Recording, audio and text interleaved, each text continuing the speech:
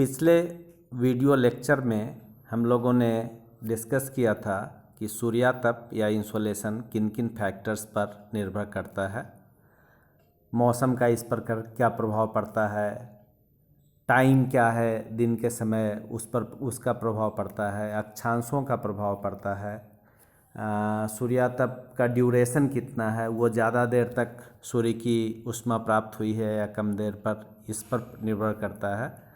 आज हम कुछ अन्य पहलुओं की बात करने जा रहे हैं कि सूर्यातप किन किन चीज़ों से प्रभावित होता है। सबसे पहले इस डायग्राम में हम लोग ये देख रहे हैं कि सूर्यातप में जो डिफरेंट वेवलेंथ्स हैं, इन वेवलेंथ्स पे अलग अलग जगह पे यदि हम देखें तो ये जो रेंज है यहाँ से यहाँ तक 0.4 से 0.7 तक ये जो एरिया है, इसमें इस वेवलेंथ के रेडिएशन जब पृथ्वी पर सबसे ज़्यादा पहुँचते हैं और सबसे ज़्यादा ऊष्मा की प्राप्ति हमें उन्हीं से होती है। तकरीबन 43% जो एनर्जी हमें प्राप्त होता है वो विजिबल रेंज से होता है, और विजिबल रेंज का वेवलेंथ होता है 0.4 से 0.7 माइक्रोमीटर के बीच। इसके अतिरिक्त बाकी इससे जो बड़े वेवलेंथ्स हैं 0.7 से लेकर के आगे तक, उससे 49% एनर्जी हम रिसीव करते हैं, हालांकि इसकी मात्रा बेहद कम है। इस तरह से यदि हम देखें तो सबसे ज़्यादा हमें विजिबल रेंज से प्राप्त होता है, और पृथ्वी पर जो ऊष्मा हमें प्राप्त हो रही है इनकमिंग सोलर रेडिएशन से, वो वापस पृथ्वी से वापस एटमॉस्फेयर होते हुए स्पेस में जाता है, जिसको हम लोग टेरेस्ट्रियल रेडिएशन कहते हैं। और ये टेरेस्ट्रियल रेडिएशन अधिकांशतः इंफ्रारेड रेंज में होता है, और उसका जो वेवलेंथ है वो तकरीबन 5 से लेकर के और 50 माइक्रोमीटर तक का जो वेवलेंथ वाला है, उस फॉर्म में रेडिएशन वापस एटमॉस्फेयर में जाता है। तो इसके बाद हम लोग और जो चीज़ को देखने जा रहे हैं वो है सबसे पहले कि एटमॉस्फेयर का क्या प्रभाव पड़ता है, जो वायुमंडल है वह कैसे प्रभाव डालता है इंसोलेशन पर। सबसे पहला अल्ट्रावायलेट रेज को यदि हम लें, हम लोग सब लोग जानते हैं कि स्ट्रेटोस्फेयर में अल्ट्रावायलेट जो रेडिएशन है वो एब्जॉर्ब किया जाता है, और वो एब्जॉर्ब वहाँ इसलिए होता है कि वहाँ पर ओजोन गैस की अधिकता है, और ओजोन गैस की ये खासियत होती है कि वह अल्ट्रावायलेट रेज को अवशोषित कर ले। दूसरा जो चीज़ है वो है विजिबल रेंज। विजिबल रेंज का मतलब हुआ 0.4 से लेके 0.7 माइक्रोमीटर वेवलेंथ्स वाले जो रेडिएशंस हैं वो पृथ्वी के सतह तक पहुंचने में कामयाब होते हैं, और वही सबसे बड़ा रोल प्ले करते हैं पृथ्वी के तापमान, पृथ्वी तक अधिकतम ऊष्मा पहुंचाने में और एनर्जी को पहुंचाने में। इंफ्रारेड एनर्जी जो है वो कार्बन डाइऑक्साइड, वाटर वेपर और मीथेन के द्वारा अवशोषित कर ली जाती है, और हम सभी जानते हैं कि सूर्य से जो रेडिएशन होता है वह रेडिएशन लॉन्ग वेव रेडिएशन के शॉर्ट वेव रेडिएशन के रूप में होता है, और शॉर्ट वेव रेडिएशन को आराम से कार्बन डाइऑक्साइड, वाटर वेपर और मीथेन एब्जॉर्ब कर लेता है। और इस प्रकार की अन्य गैसें भी जिन्हें ग्रीन हाउस गैसेज कहते हैं, जिसमें कार्बन डाइऑक्साइड, मीथेन इत्यादि बेहद प्रमुख गैस हैं, ये green house gas infrared radiation को कुछ हद तक रोकती हैं, और इस तरह से टेरेस्ट्रियल रेडिएशन जो इंफ्रारेड सबसे ज़्यादा वेवलेंथ वाले होते हैं, तो उन सारे एनर्जी को कार्बन डाइऑक्साइड, वाटर वेपर और मीथेन रोकते हैं। यानी सूर्य से आने वाली ऊष्मा को तो आने देते हैं, लेकिन पृथ्वी से पुनः वापस जाने वाली विकिरण को ये रोकते हैं, इंफ्रारेड रेडिएशन को, और इस तरह से वायुमंडल पृथ्वी पर तापमान को नियंत्रित करने में प्रमुख भूमिका निभाता है, और ग्रीन हाउस इफेक्ट पैदा होता है।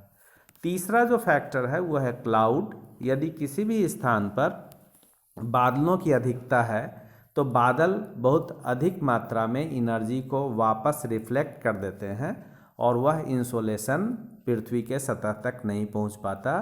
तो हम कह सकते हैं कि जिस क्षेत्र में क्लाउड्स हमेशा अधिक मात्रा में होंगे वहाँ पर पृथ्वी के सतह पर कम इंसोलेशन प्राप्त होगा। चूँकि बहुत अधिक मात्रा जो क्लाउड है वो उसने वापस रिफ्लेक्ट कर दिया। एक और फैक्टर है जिसको हम लोग एरोसोल्स कहते हैं। एरोसोल्स का मतलब हुआ कि जो बेहद ही बारीक कण जो सस्पेंडेड होते हैं वायुमंडल में, वो भी इंसोलेशन को स्कैटर करते हैं या प्रकीर्णन करते हैं। प्रकीर्णन का मतलब होता है कि यदि कोई भी पार्टिकल एटमॉस्फेयर में है और उस पार्टिकल से सूर्य की किरणें टकराएंगी शॉर्ट वेवलेंथ्स के रूप में, तो वो किरणें वापस प्रकीर्णन हो जाएगा और वह वापस स्पेस में प्रकीर्णित कर दी जाएंगी। तो इस तरह से एरोसोल्स की मात्रा यदि बहुत ज़्यादा है वायुमंडल में तो उस समय इंसोलेशन की मात्रा कम हो जाएगी। यदि वायुमंडल क्लीन है, वहाँ कोई एरोसोल नहीं है, तो वहाँ पर प्रकीर्णन नहीं होगा और सूर्य की किरणें जो हैं वो सीधी यहाँ तक पहुँच जाएंगी। तो एरोसोल्स बेसिकली बेहद ही बारीक कण हैं और वो जो बारीक कण है वो डिस्पर्स कर देते हैं और हमेशा उस चीज़ को ये करते हैं। इसके एग्जाम्पल को यदि हम देखें तो डस्ट है, पोलन है, वॉल्केनिक एश है, स्मोक्स है, या कोई भी चीज़ जो कि वायुमंडल में फ्लोट कर रहा है, कोई भी पार्टिकल फ्लोट कर रहा है, वो एरोसोल्स की भूमिका निभाता है।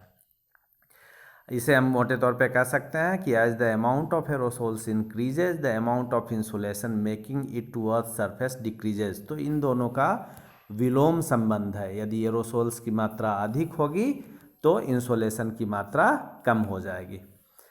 अब हम देखने जा रहे हैं ग्रीन हाउस इफेक्ट कि ग्रीन हाउस इफेक्ट क्या है। जैसा कि नाम से पता चल रहा है, green house effect generally green house plastic या ग्लास के हाउस बनाए जाते हैं ठंडी जगहों में, जहाँ पे रिक्वायर्ड टेम्परेचर के लिए सन से आने वाली किरणें यहाँ तक पहुँचती हैं और वो किरणें पहुँच करके यहाँ इंटरनली यहाँ पर आ रही हैं। ये चूँकि लॉन्ग वेव रेडिएशन के रूप में यहाँ आ रही थी, शॉर्ट वेव रेडिएशन के रूप में यहाँ पहुँच रही हैं, इसलिए वो ग्लास को आसानी से पेनिट्रेट करती है और अंदर आती है। लेकिन जब ये ग्रीन हाउस धीरे धीरे गर्म होता है तो गर्म होने के बाद इससे पुनः रेडिएशन शुरू होता है, जिसको टेरेस्ट्रियल रेडिएशन कहते हैं। और ये टेरेस्ट्रियल रेडिएशन जब बाहर निकलने की कोशिश करता है तो चूँकि ये लॉन्ग वेव के रूप में है, इसलिए उसको ग्लास या प्लास्टिक शीट्स जो है वो उसको रोक लेता है और धीरे धीरे इस ग्रीन हाउस में तापमान बढ़ने लगता है और जो टेम्परेचर हमें चाहिए उस टेम्परेचर को हम प्राप्त कर लेते हैं। अब ये ग्रीन हाउस, जैसे यहाँ आपने देखा, इस ग्रीन हाउस की तरह ही ये पूरा अर्थ भी ग्रीन हाउस की तरह बिहेव करने लगता है। और उसका रीज़न ये है कि जैसे जैसे सूर्य की किरण पृथ्वी तक पहुँच रही है तो वायुमंडल में कुछ गैसों की अधिकता, जैसे carbon dioxide, methane, water vapour इत्यादि, ये सूर्य से आने वाली किरणों को तो आने देते हैं, लेकिन सूर्य से आने वाली किरणों से जो पृथ्वी गर्म हुआ और गर्म होकर के इससे जो फिर लॉन्ग वेव के रूप में रेडिएशन बाहर निकला, उस रेडिएशन को वो रोकते हैं। तो आप कह सकते हैं कि ग्रीन हाउस इफ़ेक्ट जो है वो एक ब्लैंकेट इफ़ेक्ट जैसा है। जैसे ब्लैंकेट हमारे शरीर के तापमान को अपने ब्लैंकेट बाहर नहीं जाने देता और हमारे शरीर का तापमान बना रहता है विंटर के दिनों में, इसी तरह से ग्रीन हाउस गैसेज यहाँ पर तापमान को बढ़ाने का काम करते हैं। अगला जो फैक्टर हम लोग देखने जा रहे हैं वो है ग्रीन हाउस के बाद कि एब्जॉर्ब्ड एनर्जी या ग्रीन हाउस गैसेस से जो यहाँ पर हुआ है, उसका अगला एग्जाम्पल हम एक कार के एग्जाम्पल को देख सकते हैं कि यदि आप विंटर या समर के दिनों में देखेंगे तो चूँकि इसमें चारों तरफ से ग्लास लगा हुआ है और इस ग्लास के कारण यहाँ से सन से जो एनर्जी आ रही है, यहाँ यह एनर्जी आराम से इस ग्लास से अंदर पेनिट्रेट कर रही है, कार के अंदर का टेम्परेचर बढ़ रहा है। ये शॉर्ट वेव रेडिएशन था जो कि सन से डायरेक्ट आया है, इसलिए वो ग्लास को आसानी से पार कर गया। लेकिन जब अंदर कार के अंदर टेम्परेचर बढ़ रहा है तो टेम्परेचर बढ़ने के बाद इससे ये हीट बाहर निकलने की कोशिश करता है, लेकिन बाहर वो लॉन्ग वेव के रूप में निकलता है। तो लॉन्ग वेव रेडिएशन के लिए ये ग्लास ओपेक होता है, पारदर्शी नहीं होता, और कुछ सेलेक्टेड वेव्स तो बाहर निकल जाते हैं, बाकी वेव्स क्या है यहीं पर इसके अंदर ही रह जाते हैं और धीरे धीरे कार के अंदर का तापमान बढ़ता जाता है।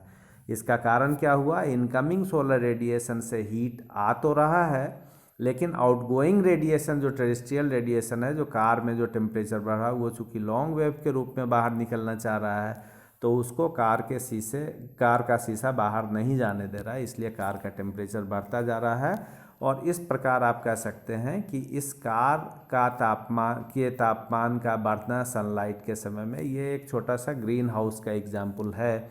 और इसी एग्जाम्पल को आप पूरे पृथ्वी पर लागू कर सकते हैं, और इस तरह से पूरा पृथ्वी भी ग्रीन हाउस की तरह व्यवहार करने लगता है। जो काम यहाँ ग्लास कर रहा है वो डिफरेंट टाइप के गैसेस करते हैं, जिन्हें हम ग्रीन हाउस गैसेस कहते हैं, जैसे कार्बन डाइऑक्साइड, मीथेन इत्यादि, और वो हमारे पृथ्वी के तापमान को बढ़ाते हैं। अगली चीज़ जो हम लोग देखने जा रहे हैं वो है टेरेस्ट्रियल रेडिएशन।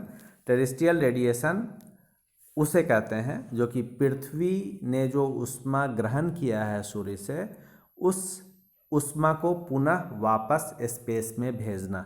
तो ये जो रेडिएशन हो रहा है अर्थ के द्वारा, उस रेडिएशन को हम लोग टेरेस्ट्रियल रेडिएशन कहते हैं।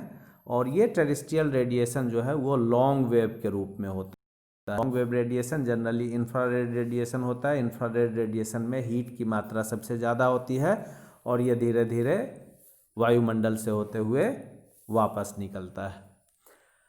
अगला जो टर्म हम लोग समझने की कोशिश करने जा रहे हैं वो है एनर्जी बैलेंस या रेडिएशन बैलेंस। तो उसका मतलब ये हुआ, एनर्जी बैलेंस या एनर्जी बजट भी कई जगह पे लिखा हुआ होता है, तो ये सारे एक ही शब्द है। बैलेंस का मतलब हुआ कि इनकमिंग सोलर रेडिएशन और आउटगोइंग सोलर रेडिएशन यदि ये पूरी तरह से इक्वल हो गया तो हम कह सकते हैं कि ये रेडिएशन बैलेंस हुआ, यानी जितनी मात्रा में सूर्य की किरणें पृथ्वी तक पहुंची उतनी ही मात्रा में वो वापस लौटी, और इस तरह से जितना इनकम हुआ उतना ही एक्सपेंडिचर हुआ, और रेडिएटिव बैलेंस कंप्लीटली पूरा है। लेकिन वास्तव में ऐसा होता नहीं है। रेडिएशन बैलेंस जो है वह कुछ समय के लिए एग्जैक्टली एक ही पॉइंट ऑफ टाइम पे नहीं होता, धीरे धीरे स्लो मोशन में होता है। इसलिए पृथ्वी का कुछ भाग बेहद गर्म होता है, कुछ भाग नॉर्मल गर्म होता है, और कुछ भाग बेहद ठंडा ही रहता है, क्योंकि सूर्य की ऊष्मा वहाँ कम या ज़्यादा प्राप्त होती है। तो इस तरह से आने वाली ऊष्मा और जाने वाली ऊष्मा के यदि बजट को हम देखें तो इसको हम लोग एनर्जी बजट के नाम से जानते हैं। तो सवाल ये उठता है कि जो एनर्जी बैलेंस है वो ओवरऑल हमारे पृथ्वी के तापमान को नियंत्रित करने में सहायता करता है, और एयर और वाटर ये दो सबसे इम्पॉर्टेंट हीट इंजन का काम करते हैं। जहाँ पर ज़्यादा ऊष्मा है वहाँ से ऊष्मा को वो वैसे स्थान में ट्रांसफ़र करते हैं जहाँ पर अपेक्षाकृत ठंडा है। इंसोलेशन को प्रभावित करने वाले में एक और कारक है जिसको हम heating of land and water कहेंगे, कि यदि बराबर मात्रा में किसी खास अक्षांश पर ऊष्मा प्राप्त हुई है और एक जगह पर ओशन है और दूसरी जगह पर वाटर बॉडी है। सपोज यहाँ एक हम छोटा सा स्केच बनाते हैं, ये ओशन है यहाँ और ये लैंड एरिया है। तो ये इक्वल अमाउंट ऑफ एनर्जी यदि सभी जगह मिल रहा है तो इक्वल अमाउंट ऑफ एनर्जी के बावजूद भी दिन के समय में अर्थ वाला जो पोर्शन है वो ज़्यादा गर्म हो जाएगा और ये अपेक्षाकृत कम गर्म होगा। और ये कम और ज़्यादा गर्म इक्वल एनर्जी आने के बाद भी, एनर्जी तो इक्वल दोनों को मिला, लेकिन उसके बाद भी ये कम इसलिए हुआ कि यहाँ पर सोलर जो एनर्जी है वो सोलर एनर्जी दोनों को कम और ज़्यादा गर्म इसलिए किया कि दोनों की विशिष्ट ऊष्मा अलग है। पानी की विशिष्ट ऊष्मा बहुत ज़्यादा होती है, तकरीबन 1 के करीब, जबकि सैंड की विशिष्ट ऊष्मा जो है या सॉइल की विशिष्ट ऊष्मा है वो तकरीबन 0.2 के आसपास होती है। वायु की विशिष्ट ऊष्मा 0.24 के करीब होती है। आइस या बर्फ़ का जो स्पेसिफिक हीट है वो 0.5 है। तो हम कह सकते हैं कि पानी की विशिष्ट ऊष्मा 0.2 है और पानी की विशिष्ट ऊष्मा 1 है और सैंड की विशिष्ट ऊष्मा 0.2 है, यानी कि 5 गुना कम। इसका मतलब क्या हुआ? इसका मतलब हुआ कि यदि इक्वल गर्म करना है वाटर बॉडी को और अर्थ सरफेस को, तो 5 गुना अधिक एनर्जी की आवश्यकता होगी पानी को उस तापमान पर लाने के लिए। तो ऐसा होता क्यों है? विशिष्ट ऊष्मा की बात हम लोगों ने कर लिया। और पानी क्यों ऐसा होता है? क्योंकि पानी की विशिष्ट ऊष्मा ज़्यादा है, पानी ट्रांसपेरेंट होता है, इसलिए सूर्य की किरणें काफ़ी गहराई तक जाती हैं। पानी जैसे ही तापमान में परिवर्तन होता है उसमें कन्वेक्शन करंट चलने लगता है और वो जो हीट है वो ऊपर से नीचे, नीचे से ऊपर डिस्ट्रीब्यूट होने लगता है और एनर्जी का डिस्ट्रीब्यूशन होने लगता है। पानी जैसे ही ज़्यादा गर्म होगा उसके ऊपर के सरफेस से इवापोरेशन की शुरुआत होगी और पानी इवापोरेट होकर के आगे बढ़ेगा, बाहर निकल जाएगा और हीट बाहर निकलता जाएगा। पानी पर एनर्जी जो सोलर एनर्जी है वो चमकता है और एक रिफ्लेक्शन की भी शुरुआत होती है, इसलिए बहुत अधिक हीट जो है वह परावर्तित भी कर दी जाती है। तो ये इन सारे कारणों से पानी बहुत धीमी गति से गर्म होता है और बहुत धीमी गति से ठंडा होता है। और इसीलिए यदि आप किसी वाटर बॉडी समुद्र के बगल में तटवर्ती प्रदेश में रहते हैं तो वहाँ सम जलवायु होता है, न तो विंटर बहुत सीवियर होगा, नहीं तो रात बेहद ठंडी होगी, न तो दिन बेहद गर्म होगा। ऑलमोस्ट तापमान समान रहता है, बहुत कम टेम्परेचर रेंज जो है वो काफ़ी कम अंतर आता है। तो आज के वीडियो लेक्चर में इतना ही। अगले क्लास में हम लोग रिफ्लेक्शन और कुछ अन्य फैक्टर्स की बात करेंगे। Thank you.